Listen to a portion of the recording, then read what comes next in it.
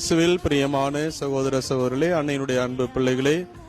உயிர்த்த ஆண்டவருடைய இயேசு நாமத்தில் ஈஸ்டர் தின நல்வாழ்த்துக்களை நான் மகிழ்ச்சியோடு கூறிக்கொள்கிறேன். வில்லியனூர் விடிவெள்ளி துயலூர் தன்னை திருத்தலத்தினுடைய 148வது ஆண்டு பெருவிழா வருகிற சனிக்கிழமை, அதாவது ஏப்ரல் 26ஆம் தேதி காலை 5:30 மணி திருப்பலியோடு தொடங்கி திருப்பலியின் இறுதியிலே சென்னை மயிலை உயர்மறை மாவட்ட மேனாள் ஆயர் மேதகு